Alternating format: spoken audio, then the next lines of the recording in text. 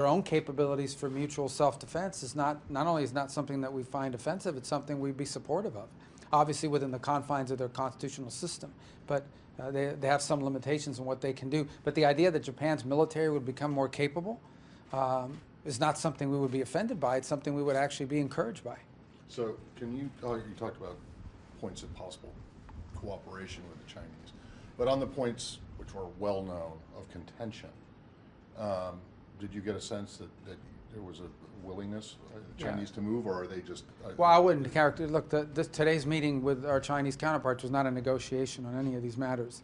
It is the first time that I met my counterpart in person, who, by the way, happens to also be the National Security Advisor. So he's not the archivist, though. But I suggested that perhaps he asked for that title, and that way we'd be equal. But that's a lot bigger job than archivist. well, they have 5,000 years of archives too. So you know, but I would say that it was very positive very positive interaction, and constructive is the most important part. At the end of the day, look, no matter what, the United States and China have to have relations. We have to have communication. We have to be able to interact with one another.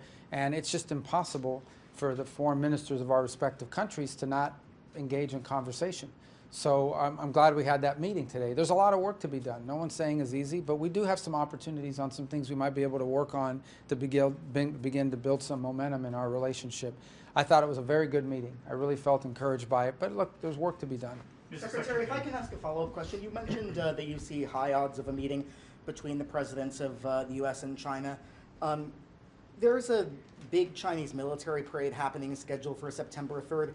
Did the Chinese foreign minister extend an invitation to that? Was that discussed as a potential opportunity? No, we didn't discuss any specific date in mind in that regard. But the reason why I tell you there's a high probability they're going to meet is that they both want to meet. And I don't know President Xi, but I know President Trump, and you know, I can tell you that he's committed to having that meeting happen. So the reason why I think there's high odds of it happening is they both want it to happen. So I'm sure we'll work on a date and find a mutually acceptable date for both sides.